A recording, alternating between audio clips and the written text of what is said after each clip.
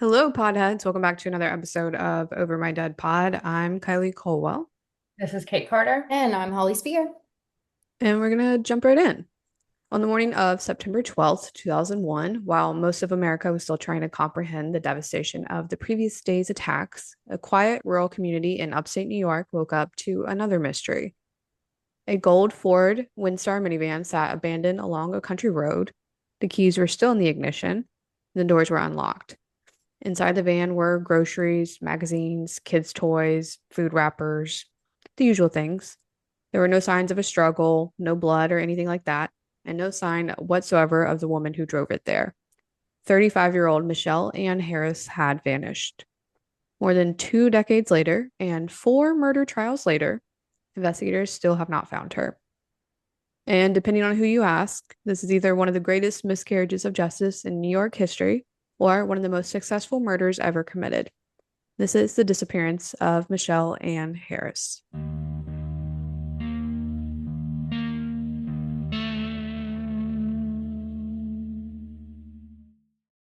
This is a good one. You know it? I do. As soon as you started the first sentence, I was like, okay, I'm pretty sure I know where she's going. You could go on a completely different direction and cover the towers, but Ooh, I don't know this one. I'm excited. Well, if you know it, we're going to get a refresher today. And if you don't know it, buckle up.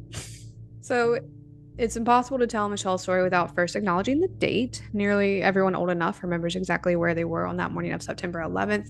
Not to brag, but I don't remember it. I think I was in daycare. But wait, you don't remember it at all? I was 4. Oh, I thought I I was was six. 5. Oh, yeah, that's right. So I was 6. Okay. I do remember it. I remember like a screenshot of it in the day, you know? Like I remember something being wrong, but obviously I didn't understand.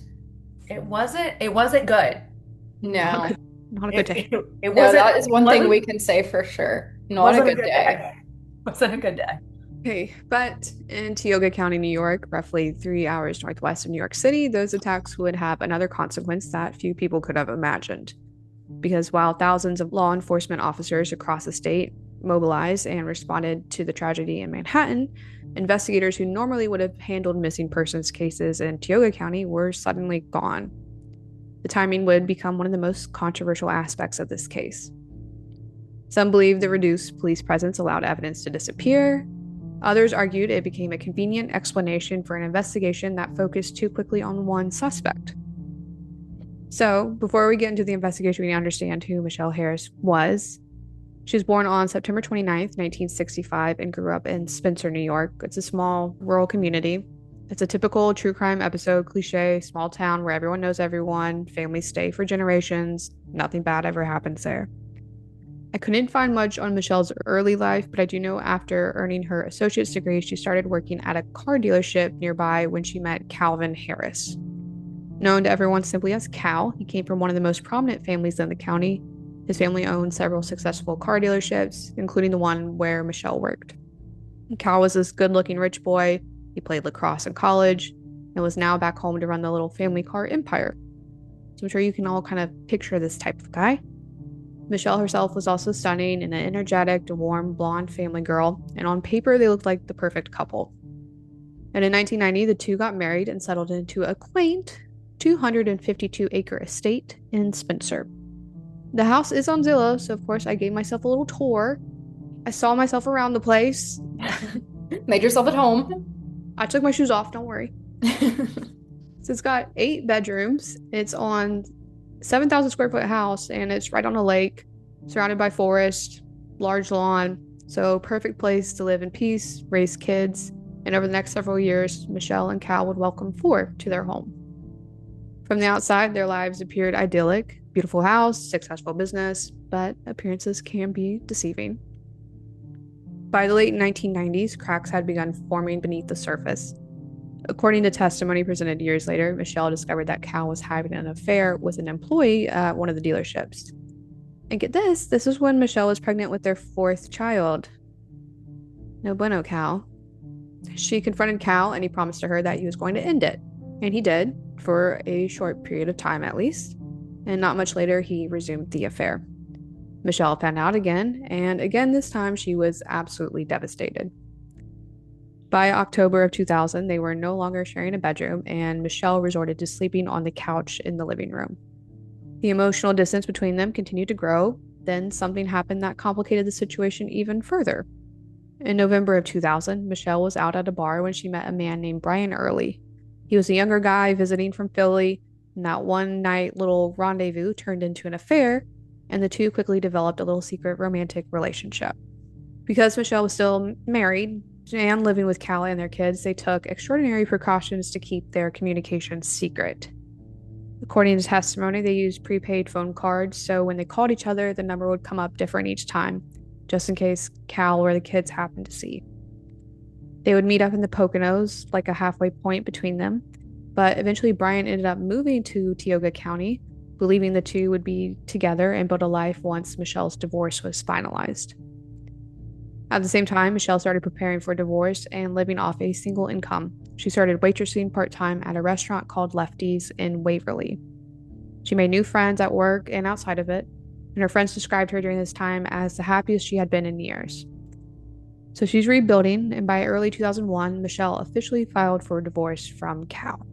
The divorce was anything but peaceful and amicable. Despite having a little side piece that he did not want to give up, Cal did not want to get divorced. And maybe that was because his net worth was probably a little bit over $5 million, which Michele would get a piece of.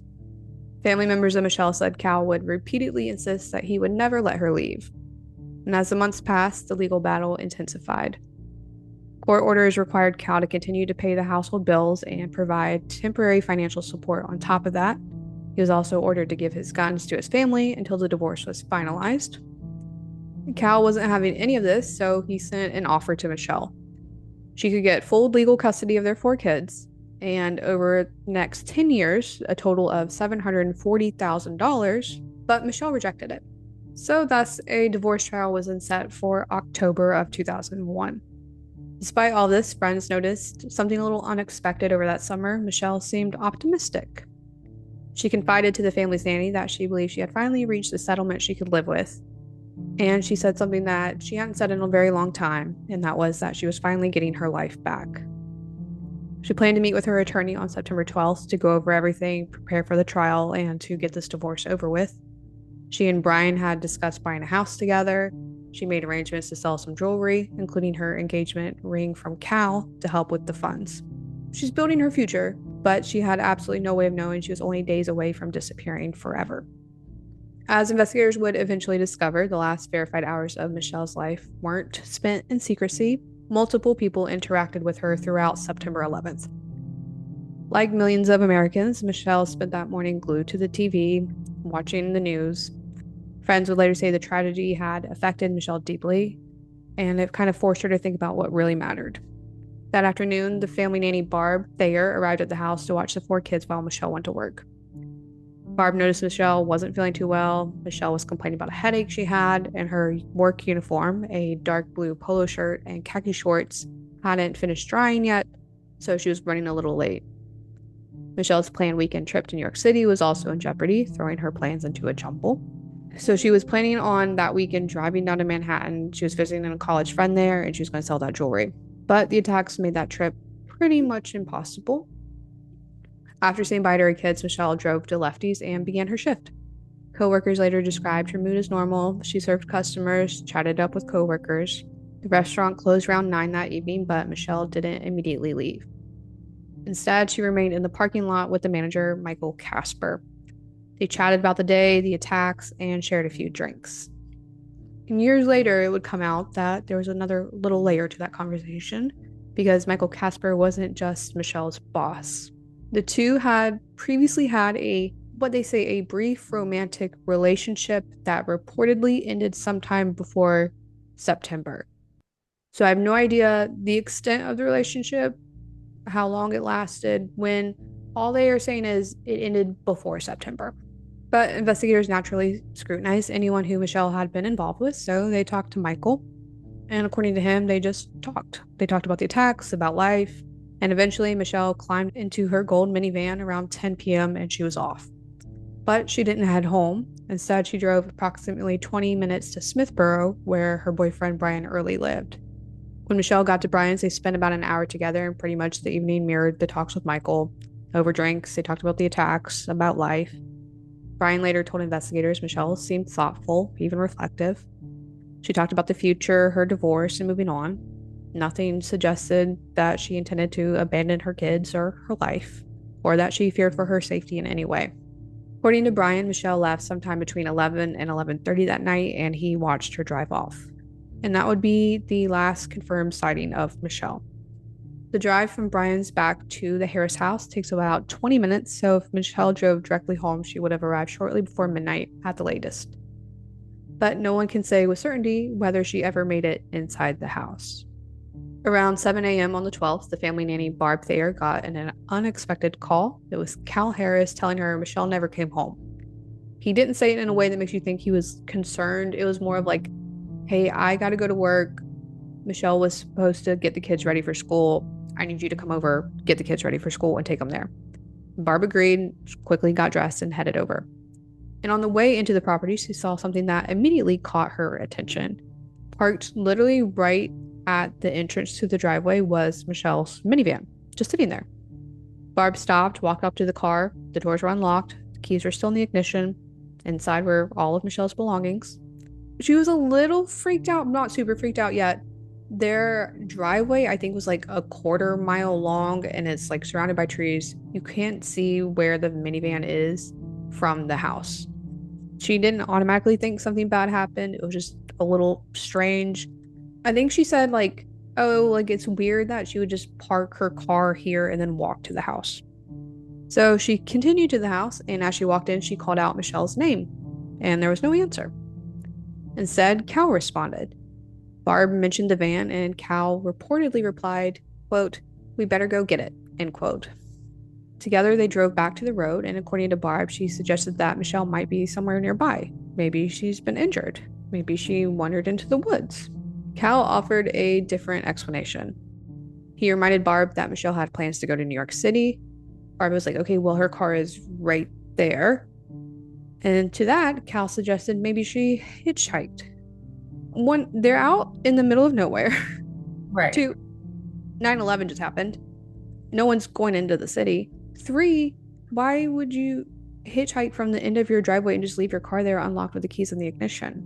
Also, if like you're not a person that normally hitchhikes, which I think is most people, that's just strange to suggest, you know, like if you were known for hitchhiking, I'd be like, oh, she did.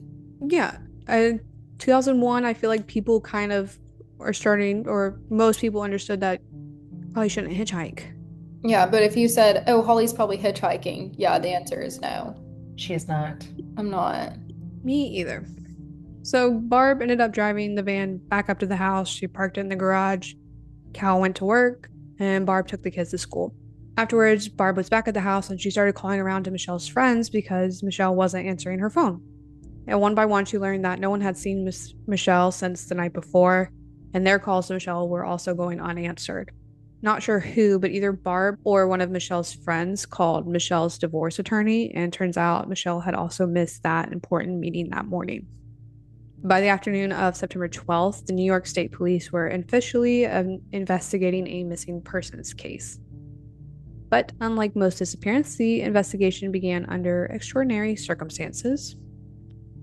So pretty much everyone important, or literally anyone and everything, was sent down to Manhattan and DC, including the search dogs and their helicopters and planes, and the people who process crime scenes. So they're working with a little skeleton staff. And over the years, many people have wondered whether those lost hours and resources changed the investigation. That we can't really know for sure. But what we do know is that investigators did immediately begin retracing Michelle's final known movements. They interviewed her coworkers at the restaurant. They confirmed Michelle worked her entire shift and that stayed for about an hour with Michael Casper. They talked to Brian Early, who fully cooperated. He allowed detectives to search his apartment and his family's cabin down in the Poconos. Michael Casper also cooperated, but his background check revealed a little troubling information. He had a prior history involving cocaine use and a conviction for the assault of a former girlfriend. So police are like, okay, we need to take a look at this guy. And they run background checks on literally everyone at the restaurant, and another coworker who frequently drank with Michele after work, not sure who, was also found to have served prison time in Arizona for a rape conviction. But you can't build a case on criminal history alone, and there was no sufficient evidence linking any of these guys or Brian Early to Michele's disappearance. After exhaustive interviews, searches, polygraphs, the investigation moved in another direction, back to the Harris house. Investigators go back to the property on September 15th, and one investigator in particular, Joseph Anderson, headed into the garage. And what he noticed would become one of the most debated pieces of evidence in the entire case. On one of the garage walls, Anderson noticed tiny reddish stains near the doorway leading into the house. Some more spots were later found in the foyer and then in the kitchen. And at first glance, they were pretty insignificant. I mean, super small, scattered around, very easy to overlook. In fact, the first time that the detectives came to the house, they didn't notice them at all. But presumptive testing showed that the spots were consistent with blood. And with this, detectives immediately got a search warrant. Investigators photographed every stain they found and carefully collected samples. They also discovered indications that some blood may have been cleaned before investigators arrived. They DNA tested the blood, and it showed that it matched Michele, or at least one of her close biological relatives, like a child. Because parents and children share significant portions of their DNA and the samples were so small, they couldn't definitively state that every stain came from Michele herself. After all, this was a home with 2 adults, 4 kids, dogs. Shit happens. Kids scrape their knees, parents cut a finger while they're cooking. We all got blood in our houses somewhere. And this wasn't, like a large puddle of blood or a luminol test showing a cleaned up puddle. They're just tiny little dots. So while forensic investigators kept processing the home, detectives interviewed Cal. Initially, he consented to all the searches of the property and the cars. He answered all the questions. According to investigators, Cal told them Michele had never failed to return home after work before. She might have gone out with friends or gone to Brian's house, but she always came back and slept at their house. Cal also started to point fingers at these friends. He suggested that Michele might have been using cocaine with some of her new friends and coworkers, who were perhaps shady characters, and she had just been acting off lately. Of course, the police had already talked to these friends and everyone else. No one endorsed Cal's assumption that she was using drugs. Everyone said no, she's the happiest she's ever been. Back at the house, police searched every square inch. Divers entered the lake, search dogs combed the fields and woods, helicopters flew around. Nothing. No clothing, no weapon, no body, no burial site, no trace of Michele. Investigators also searched Michele's van extensively and documented every item inside. Her cell phone was still in the car with all the missed calls from friends looking for her. There was also that black bag containing jewelry, the jewelry that she was planning to take to New York City to sell. If she had voluntarily disappeared or hitchhiked to the city, why would she leave the jewelry that she specifically intended was going to the city for? Her belongings suggested someone had interrupted whatever she intended to do next. Fingerprint analysis produced another interesting result. To be expected, they found Michele's fingerprints, they found Cal's, they found Brian's, and they also found prints belonging to an unidentified individual. And to this day, those fingerprints have never been connected to someone. So could totally be an innocent explanation. I feel like we've talked about this before. You take your car into the shop, a mechanic, they're leaving their DNA and their fingerprints in your car. And that might have been months ago. Police aren't going to track down and go fingerprint the mechanic that worked on your car.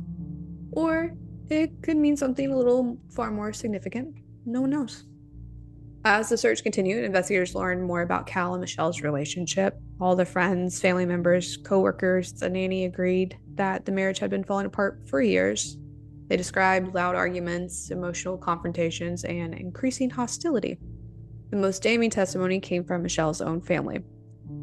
2 of her sisters told investigators Michele had confided in them about statements Cal allegedly made during arguments. Allegedly, Michele said Cal once told her he wouldn't need a gun to kill her and police would never find her body. Just normal things. Yeah, every couple says that when they're arguing. Mhm. As investigators dug deeper into the divorce proceedings, they uncovered another possible motive: money. Court filings estimated Cal's net worth was around 5.4 million. The divorce wasn't just ending a marriage and his image, it would divide a pretty good chunk of money. And according to witnesses, Michele had recently requested an expensive appraisal at Cal's cost to appraise his businesses to determine their true value. And this would potentially increase his net worth and thus Michele's share. By late September of 2001, investigators quietly shifted their focus almost entirely on Cal. Yet, despite their suspicions, there were issues. Literally zero evidence. That's an issue. A huge issue. They're like, we know it was him. Can't really tell you why other than divorce money. For nearly 4 years, the case just stalled. The public heard little beyond anniversary news stories reminding them that Michele was still missing. But behind the scenes, detectives continued conducting surveillance. At one point, they secretly put a GPS tracker on Cal's car for a few months, hoping, if he killed her, maybe he would go visit wherever he put her body. He never did anything odd. They watched the property with night vision equipment. I don't really know why. And again, nothing happened. Why night vision? I feel like that's a little too much. Because it's cool, Kate. I just imagine the police department got these new cool night vision goggles in, and they're like, I can play with these. Yeah, they're like, it's highly necessary that we surveil this house with night vision. So after this, then in 2005, one conversation would convince investigators they finally had enough to bring a murder charge. Not because they found Michele or any physical evidence.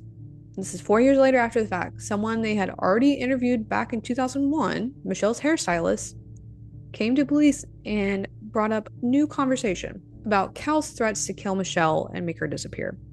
I think Michele's getting her hair done. According to the hairstylist, she put the phone call on speakerphone with Cal, and he said something about making her disappear and no one finding her again. So detectives look at everything they have, which was really nothing, all circumstantial, but they had a motive for Cal and an opportunity, and now 2 accounts of threats he made against her life or making her disappear, and then the little bloodstains in the house. And so on September 30th, 2005, Cal Harris was arrested and charged with second-degree murder. Many people in Tioga County expected the case to move quickly, whichever way it went. Instead, it would consume the next 11 years. Before a jury trial even began, the prosecution faced an unexpected setback.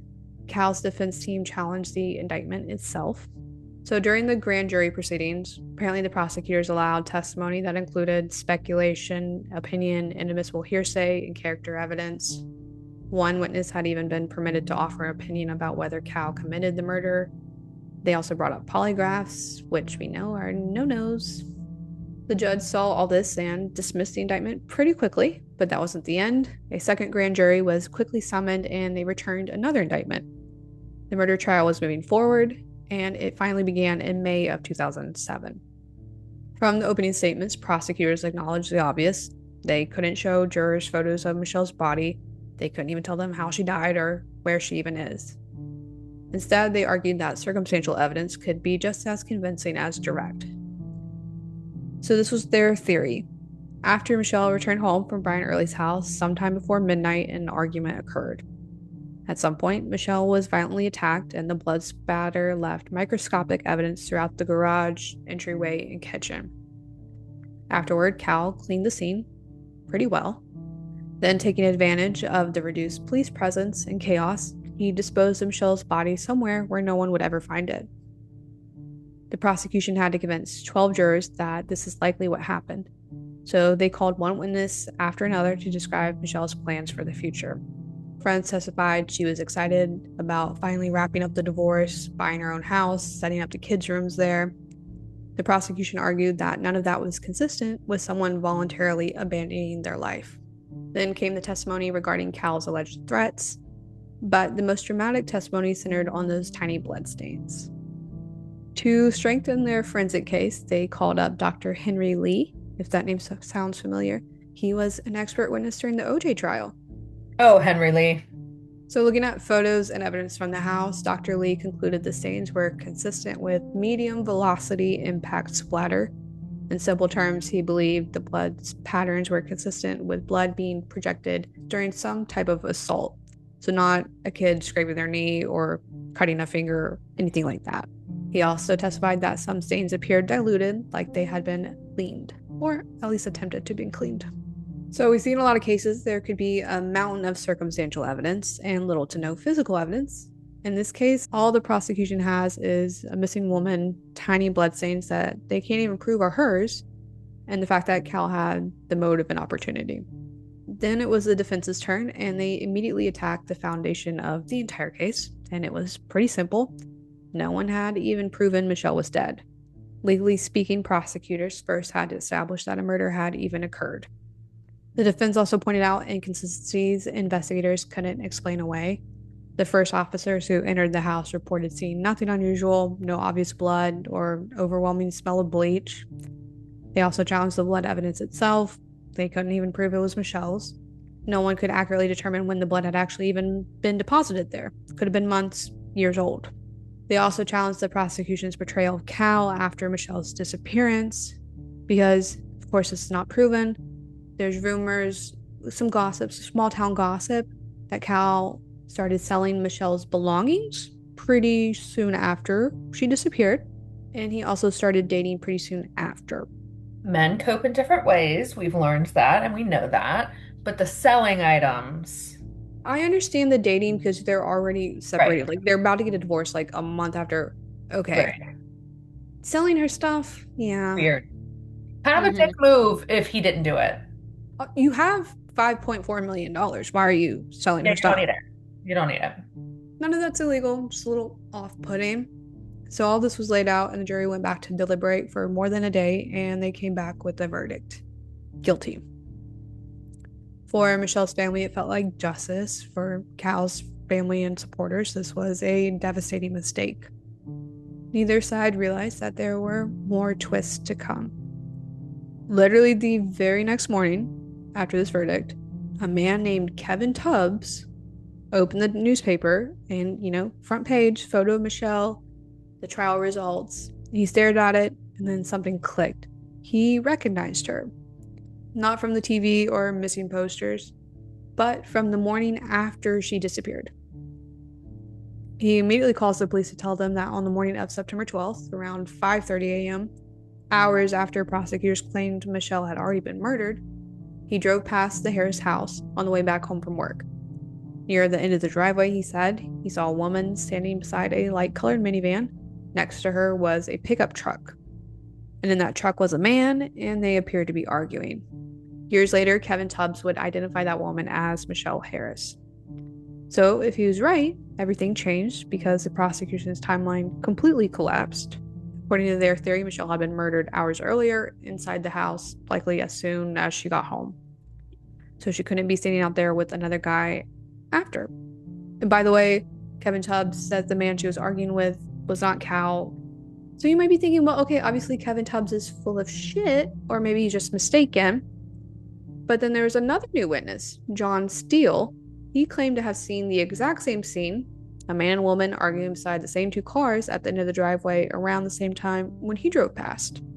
And you might be wondering, how does this affect Cal's conviction and sentencing? Well, the judge set aside the entire conviction and ordered a whole new trial. So in 2009, Cal Harris stood trial again. Most of the evidence and arguments remained the same. The blood evidence, the threats, the divorce. But this time, Kevin Tubbs testified. Unfortunately, John Steele passed away before the trial, so we just have Kevin.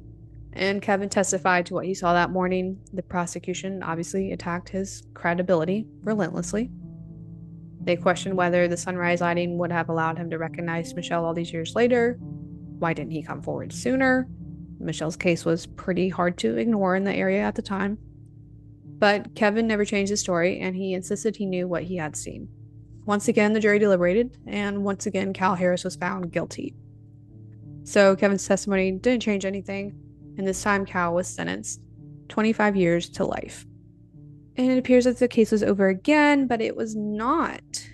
Cal's defense team appealed, And they argued that he, of course, was innocent, but also that one of the jurors admitted on the second trial, admitted to having an opinion on the case before it was heard. There was inadmissible hearsay that was allowed in, and the judge didn't allow in John Steele's written testimony that he had sworn to prior to his passing. In the majority opinion, the justice wrote that the jury's verdict was reasonable, but the errors in the trial did in fact deprive Cal Harris of a fair proceeding. It's a lot of money being spent on this man. Maybe that's why Cal's selling all this stuff. He's got to pay for all these damn lawyers. Yeah, really. Yeah. So now we're like a decade into this case, and we're about to start the third trial. There's another issue that comes up. Everyone in this county knew about the case by now, or they knew the family personally. So finding an impartial jury in such a small town was difficult. So as a result, the third trial was moved about 150 miles away to a different county, which I will not even attempt to pronounce. Do it. I legit didn't even write it down in the script. Okay. I wrote down, I will not even attempt to pronounce. That's what I should start doing. Yeah. So this was a plus for the defense. None of the jurors were neighbors or customers. They hadn't spent years hearing local rumors. Instead, they would have to evaluate the evidence with fresh eyes. And this time, the defense shifted their strategy. Instead of focusing solely on weaknesses in the prosecution's case, they introduced an alternative suspect theory. So now I'm going to introduce you to Stacy Stewart, who is a man from Texas. He was a frequent customer at the restaurant Michele worked at, and Michele even drove him home one day. Well, after Michele disappeared, Stacy went back to Texas and allegedly told his girlfriend, who happened to be a parole officer, that he had murdered someone back in New York. Oh. He also said he was the last person to see Michele alive, and coincidentally in the same conversation that he knew how to hide a body. So he's confessing. So just connecting the dots, it sounds like Stacy Stewart killed her. Yeah, it doesn't sound good. No. So Mr. Kevin Tubbs took the stand again, and this time identified Stacy and his dark Chevrolet truck as who and what he saw that morning at the end of the driveway. But here's the issue with Stacy Stewart. Once he went back to Texas and said all that, no one could locate him. Oh. He's still MIA. He's never been questioned, interrogated, polygraphed, nothing. It's just his ex-girlfriend who told police those statements, those alleged statements. But it was enough for the jury. They went back to deliberate for days and couldn't reach a verdict. The result was a hung jury, thus a mistrial, and the case was now going to trial for a fourth time. This is going to set a record. By the time the fourth trial began in 2016, so literally we're going from like me 4 years old to a freshman in college. 15 years had passed since Michele disappeared. Her kids were now adults, or close to it. The investigators who processed the crime scene or questioned people had since retired. Thousands upon thousands of hours had been spent on this case, and yet no one knew where Michele was. The prosecution stuck to their same thing they did the last 3 times. Cal had motive, the marriage was collapsing, the divorce threatened his finances, witnesses described prior threats, blood evidence suggested violence inside the home. The defense again challenged every major piece of evidence. No DNA, no fingerprints, no surveillance, no eyewitness, no murder weapon, and perhaps most importantly, no body. The defense went really hard on Stacy Stewart angle this time. He's still MIA, by the way.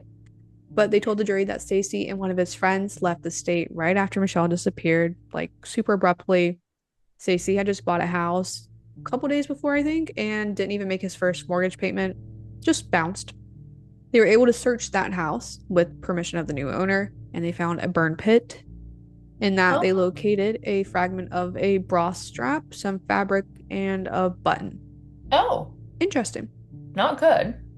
I don't really know why you would be burning bras in your backyard. No. He is from Texas, though. No, that means. But I feel like maybe he's a good old country boy and he burns a lot of shit back there. He's got ex-girlfriend's bra, he's burning it. Oh, that's true, because he did have a girlfriend back in Texas. Maybe she was coming to visit. You gotta burn the trash. Yep. Isn't that like a resistance thing, like burning bras?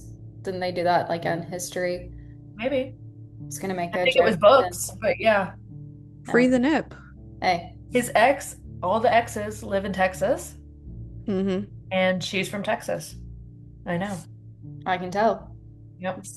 By the way, Watch, she's strapping on the room. Yep. watch us get copyright stricken. Yeah. So they also tracked down Stacy's truck back in Texas. New owners, like, yeah, you guys can search it. I don't care. They found bloodstains in the back seat and in the door panels.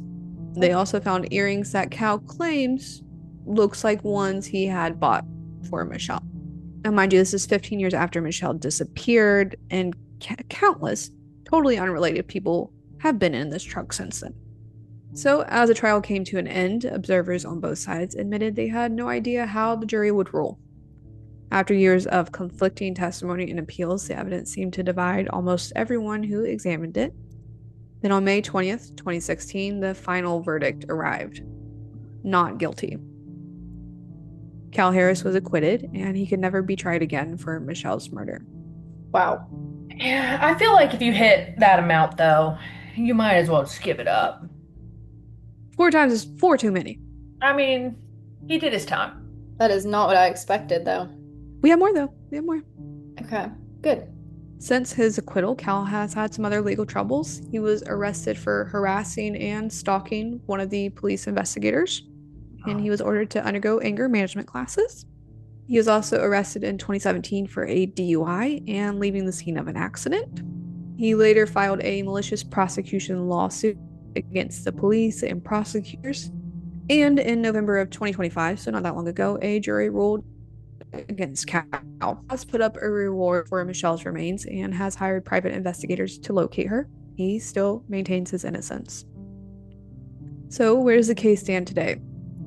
Officially, Michele Anne Harris is still listed as a missing person. No one else has ever been prosecuted for her disappearance, and as far as we can tell, not much else has happened in the case.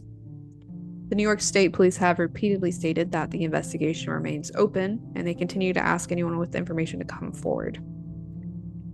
As recently as the 20th anniversary, investigators reaffirmed that they have never stopped searching for answers. Tips have been investigated and searches have been conducted, and yet Michelle has never been found, and what happened that night is entirely up for debate. Michelle's family firmly believes Cal murdered her that night. That seems to be the consensus online as well. You know, I had to check the Reddit forums. What were people thinking? But what about anyone else? What do you guys think? Where did the Stacy go? Stacy's still missing too. He disappeared as well. I don't know. I don't understand that. And I find that suspicious. Stacy did something to be running from the law, for sure. Yes. Yeah. Whether he said those things to his ex-girlfriend, I don't know, because there's also like ex-girlfriend could be mad at him for something, you know? Mm-hmm. And so I didn't put it in the script, but at that 4th trial, Kevin Tubbs, the man who said he saw Michelle arguing with that guy, he identified Stacy. Well, the prosecution like brought the like photo lineup of like the 8 guys, and Stacy's store looked completely different from everyone else. Like I don't even know what he looks like, but apparently it was like, police like the lineup, so they try to find people similar demographic, similar hair color, things like that. Apparently they were all very different. And he identified him to the defense team, not to police. They're like, which one is it? Yeah. This one that's very large and centered with the star on it. Yeah. The arrows pointing, pick me. Yep. It makes me sad that she has never been found. Yeah. I'm sure Cal probably did it, to be honest, but there's not a lot of evidence. It's hard to convict without a body. Circumstantial, unless you have physical shit, circumstantial is really hard. It's like almost entirely circumstantial. I know. Yeah. And I really don't like prosecuting circumstantial evidence. Yeah, I don't even like giving an opinion circumstantial evidence. Right. I'm not sure that we're ever going to know about this case, unfortunately. Yeah. My one thing that kind of weirds me out, if Cal did it, is why her car was at the end of the driveway. And I was kind of like talking myself through it. I was like, okay, maybe he's trying to plant the fact that she never got home, but to just leave the car at the driveway instead of literally dumping it Right. anywhere else is Right. Mhm. weird. Yeah, especially if Yeah. you went through so much trouble to get rid of all other evidence. Yeah, and they searched that property extensively, like within 2 weeks, and she's not on the property, as far as we know. I know this is like a random theory and shit, but like I almost wonder if she was just taken.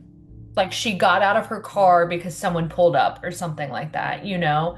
And that's why her car was there and she got taken from that moment. Stranger things have happened. You know? That's a possibility as well. That would make sense for the lack of evidence. I just don't know about like the blood splatter if it was truly because I don't know. Have had an immense amount of blood, some, because of an injury or something like that. That if police, they were like, she wouldn't prick her finger and get this much blood. Well, yeah, no shit, it was from like an injury. So I just don't know about that stuff. But I don't know. I don't know how I feel about who done did it. Who done it? Real mystery. All Mhm. right. You guys want to jump into overtime?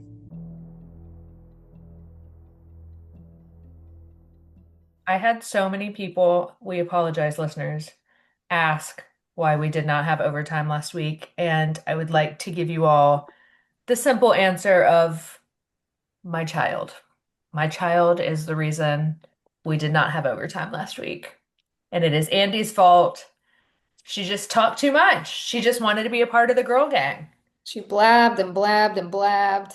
And it wasn't audible. Is audible a word? Hmm. It wasn't editable. It wasn't editable, and it also wasn't edible. No. Oh, speaking of edible, pretty much we talked about, I mean, the alligator ripping the lady's arms off and then choking on hot dogs for about 10 minutes. Oh my God, do we just need to retell these stories? Because that shit was good. I think we're good. You don't want to talk about it? Let me do a quick recap. Okay, last week on overtime, I'm doing a quick recap. Last week on overtime, we talked about how a woman in Florida got her two arms ripped off by an alligator. She died on the way to the hospital. I had beef with the 911 dispatch because the phone call that we heard from 911, the dispatch never told them their friend was bleeding out to death. She was still alive and talking, and never told them to put on a tourniquet. And so I've got beef with that, and I think she bled out to death. So, but on the topic of hot dogs, you guys, here's something I have a question for you guys and for our listeners. Is the National Hot Dog Eating Contest an American treasure? Yeah, it's Yes. part of our culture. Oh my God, I say no. Your husband posted Yes. an Instagram poll, and I immediately knew him and Kate are arguing about the hot dog eating contest as we speak. Yep. So to give some context to everybody, context, that poll was on behalf of my husband. The other day on the 4th of July, we turned on the TV and the National Hot Dog Eating Contest was on. And never have I ever watched that. I didn't even know that was a thing. What's the main dude's name that wins all the time? Joey Chestnut. Joey Chestnut. That was the most disgusting 10 minutes of my life. It's one of those things that it's so bad. It's vile. It's good. You have to watch it. It's cringy, it's disgusting. It may make you gag a little bit, but it's part of being an American. Joey Yeah. Chestnut's thing that he does that I learned is that he eats two hot dogs, like just the hot dog, and then Hmm. two buns. So he's a 2-2. Two hot dogs, two buns, two hot dogs, two buns. And he does that for 10 minutes. And the buns, he dips them in water. Hmm. Because they go Oh my down God, I'm getting easier. nauseous. He dips them in water so that they dissolve in his mouth. Oh my God, I'm about to like gag. Toughen up, man. Dude, I can talk about murders all day long, Yeah, but she can talk about birth and like all this soggy hot crazy, dog buns? but Soggy hot no. dog I buns. mean, I don't like it either, but I wanted to vomit. Anyway, so Cameron was very shocked that I didn't know anything about this national treasure. So he posted on Instagram a poll. I lost. It was like 85% to 15, and I think I was the 15. So well, there's only so many things we have in our culture as America, you know? Like we just have to keep the things that we have because we don't have a lot, you know? You know what? This World Cup has made me appreciate our little American traditions. That's what I was gonna bring up. like Exactly. what are you talking about with the World Cup? Like what? Because because people from other countries have come here and like, you know, like they're trying to figure out our culture, our Have you things guys? that make us us. I saw someone on video the other day at the World Cup say that his favorite thing he's going to take back home is ketchup. TSA had to like release a statement that you can't bring back 10 gallons of ranch in your carry-on. Oh my God. I saw that. We got ranch, we got hot dog eating contest. What else do we have, guys? Okay, some things are Groundhog, the groundhog guy, what's his name? Puxawani Phil. There you go. He's pretty You American. didn't get that, Kylie. I'm an American. I'm a real American. Yes. I think I Well, might I be always say offended. his name wrong, but I I know wouldn't have been him. able to tell you that at all. But some Um, things that, the foreigners are loving at during their little American sleepover, free refills on soda. Great. Large portions. Free chips and salsa at Mexican restaurants. mm-hmm. Saw that. Bucky's. Boosies. Oh yeah, I saw something that was like only in America would they make a gas station an attraction. Yes. Better believe it. Another thing, and I think more people need to do it, tailgating at sporting events. I actually Mm-hmm. hate tailgating. Yeah, tailgating is a whole event. It's almost the event itself. Sometimes you just go tailgate. You don't even go to the event. You just tailgate. Yeah, what do you mean you're showing up to the sporting event Oh, sober? you guys are going? Oh, you guys got They have tickets? tickets. Yeah. So I just talked to ChatGPT about the World Cup. And so this is what they say are American things that people love from other countries. Free refills. Good job, Kylie. Ice in every drink. American love ice. That's Hell yeah. true. If you go abroad, there's not really much. American love ice. Yeah. Free tap water at restaurants. You're getting bottled if you go abroad and you're getting charged more than the beer. Drive through for everything. That's very true. That's very Yeah. true. Air conditioning everywhere. That's also very true. Gosh, that's just like such a simple thing that I don't think is a luxury anymore. That is. Let me just tell you, quick little story. I went to Germany a few years ago, and I don't know why. Out of all the places I've been, Germany was the one. There was almost no air conditioning in every single place that I went, and I was in like Berlin. It wasn't like I was in nowhere in Germany, and there was barely Yeah. any air conditioning. But that's just a normal thing. That's not like a third world country kind of thing. It was just they don't live with air conditioning in a lot of places. I died almost every day. You take a shower and you get out, and it's hotter outside than it is in the shower. Public restrooms that are free. Yes. In Korea, I had to pay for restrooms. Yeah. What are some That's things that sh would shock foreigners when they come here, other than the fact we don't have healthcare? Let's see. Amazon next day delivery. Very shocking. Food in movie theaters. they don't They have don't food in do their that. movie. I don't think I think you can bring food, but they don't like sell food there. Count me out. Popcorn's the best part I of a will movie. splurge on, I will splurge. As I get older, the more I'm like, I'm not sneaking in snacks. I'm buying shit there because I deserve it. I'm gonna spend my $80. 24-hour restaurants and convenience stores. Those are a dying breed since COVID. I'm Hmm. sorry, 24/7 Walmart, sometimes at 2 a.m. I Yep. need to get a random little thing. Yeah. Cheese that doesn't have to be refrigerated. You think they ever seen Velveeta before? Cheese whiz. I don't Yeah. think so. Cheese in a can? Dear God. Shock your world. No, no. One thing that's not on the list, but I'm adding to it because I know this is a very true thing. The endless amount of flavored creamers we have. They just drink like black coffee everywhere. Yes. Hmm. Or milk and coffee. Yeah, they don't do the oat milk. They don't do the almond milk But like situation. hazelnut, vanilla, peppermint Yeah. mocha, all that stuff where it's like we have a whole aisle of just creamers. Okay, and then the last thing is going out for all holidays. Like we go hard. Oh, we love to party. Yeah, every Mhm. holiday, President's Day, going out to drink. That's what they'd want. Yep. We celebrate other countries' like holidays. We do Cinco de Mayo, St. Patrick's Day. Yeah. We love a holiday, guys. I We will love a day say off work. I will say, ever since I had kids, I know I blame it on the whole kids thing. Well, I really just don't like partying anymore. But I haven't celebrated any of those in years Why? because I'm tired You Yeah. and can't I you can't put can't. on you can't put on a green shirt. And to what? Leave my house? I work from home. Who's She gets pinching pinched a me? lot on We get St. pinched Patrick's Day. everywhere. She hasn't celebrated in years, guys. Nice. Okay, wait. Since we were talking about the World Cup, I'd like to end on this before we peace out. So, as we film this right now, listeners, the USA just lost last night to Belgium. And it was a big Guys, deal. I thought it was over. I The World thought it was Cup, like, yeah. and No, we're we in still have like two quarterfinals. more weeks.